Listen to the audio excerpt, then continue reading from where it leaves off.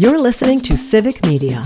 You can tune into any of our live shows on any radio station across the state with the Civic Media app. Find us in your phone's app store and listen anytime, anywhere. This is your WISS Daily News Roundup for Oshkosh Air Support, 98.3 FM and 1100 AM.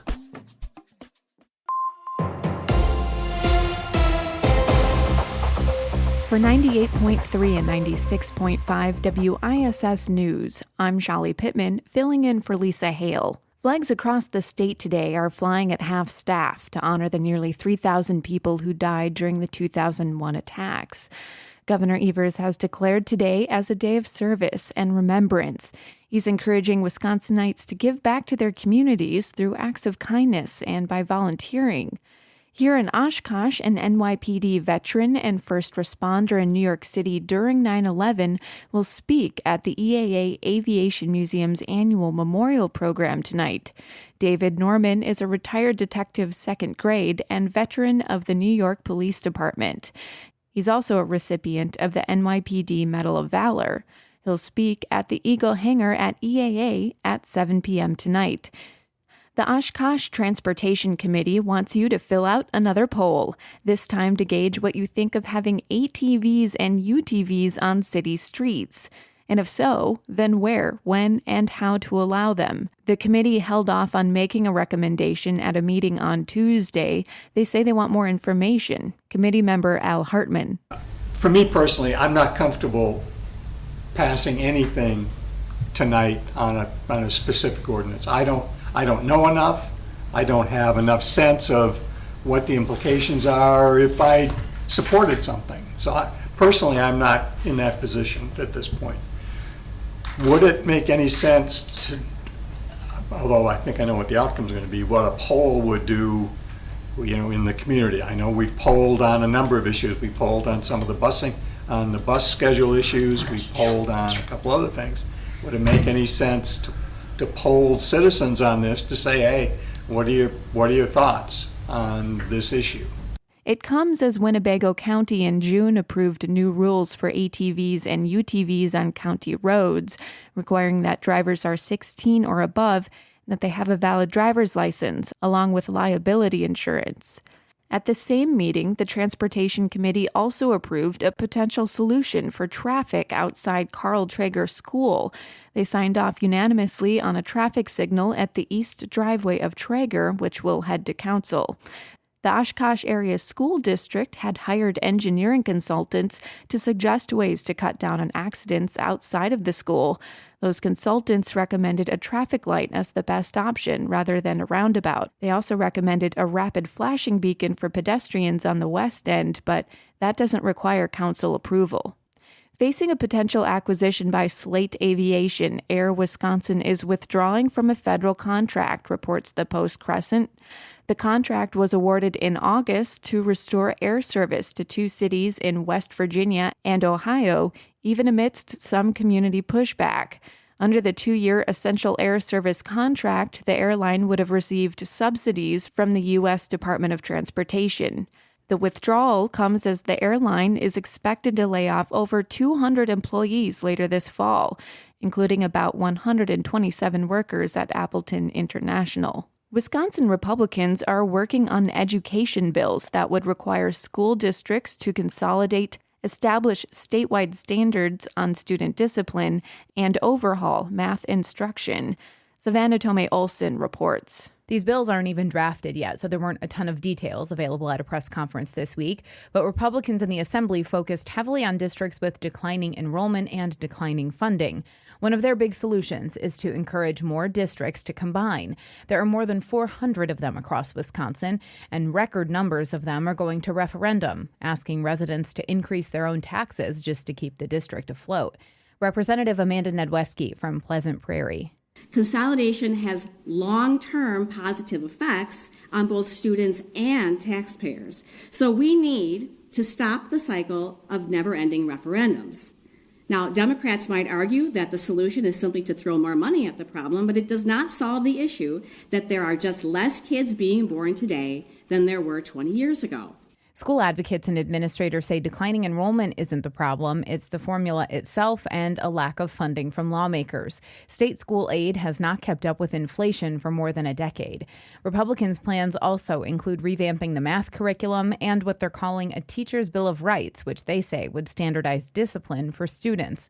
They also want Wisconsin to opt in to a federal school choice program passed as part of President Donald Trump's Big Beautiful Bill earlier this year. Assembly Minority Leader Greta Neubauer criticized Republicans' plans, saying, quote, Republicans' K-12 education plans won't address the challenges facing working families or give our kids the opportunities they deserve. We shouldn't be talking about consolidating districts. We should be investing in our local schools, end quote. For Civic Media News, I'm Savannah Tomei Olson. The Packers match up against Washington tonight in prime time, and Lambeau Field has officially achieved wonder status. During a joint announcement with the Green Bay Packers, Travel Wisconsin named the stadium the 11th wonder of Wisconsin yesterday. Lambeau Field is the second largest and oldest stadium in the NFL and is now the largest venue in Wisconsin. It opened in 1957 as City Stadium, replacing the original City Stadium at Green Bay East High School, and was renamed in 1965 in memory of Packers founder, player, and longtime head coach Earl Curly Lambeau. What was once 48 acres of farm field is now a year-round destination. Since the Packers started offering tours of Lambeau in 2003, nearly 3 million people from more than 200 countries worldwide have toured it. Travel Wisconsin launched the Wonders of Wisconsin in 2023 as a lineup of must-visit places in the state for residents and visitors alike. I'm Shali Pittman for 98.3 and 96.5 WISS News. For news anytime, visit WISS.FM.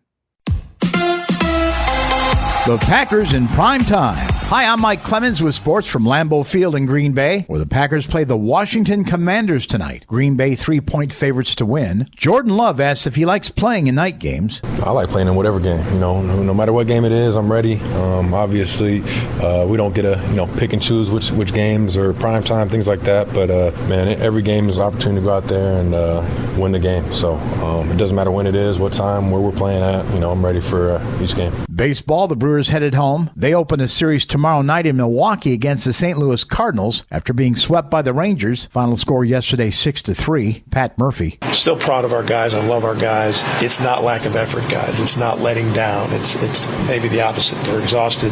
We're beat up. We're injured. And things did not go our way this week. You guys saw it. That has to happen sometimes in baseball. That's Brewers manager Pat Murphy. With sports, I'm Mike Clemens. On your entertainment beat, I'm Pete Schwaba. Sometimes we are better off as moviegoers when there are no huge blockbusters being released. True movie fans can take advantage of the variety that becomes available in theaters post-summer, and such is the case this weekend. This week's openers are headlined by Downton Abbey, the grand finale. The Crowley family finds themselves at the center of a public scandal as they move into the 1930s. I never really watched the show, so I don't have much of an opinion, but the film has a built-in fan base and a 91% on Rotten Tomatoes. If you're looking for something that is the exact opposite, check out The Long Walk, a thriller based on Stephen King's first novel. The film tells the story of a group of teenage boys taking part in a contest where they must maintain a certain walking speed or they get shot. Not for those seeking whimsy, but it is pulling a 97% on Rotten Tomatoes. And finally, The Wait Is Over is the sequel to Spinal Tap. Spinal Tap 2 hits the big screen. No reviews are in, but none needed. Let's go to the movies. If you're a fan of horror flicks but not the theater, there is a creepy new hit film you can now stream from your couch. Weapons has just dropped on various streaming platforms. The film was a hit in theaters, raking in over $143 million in just 5 weeks. The story is set into motion when a group of children run out of their house all at the same time in the middle of the night and disappear. The Zach Cregger's film that stars Amy Madigan, Josh Brolin, and Julia Garner received a 94% on Rotten Tomatoes. Leonardo DiCaprio says he will slow down a bit when it comes to acting roles. The Titanic star told People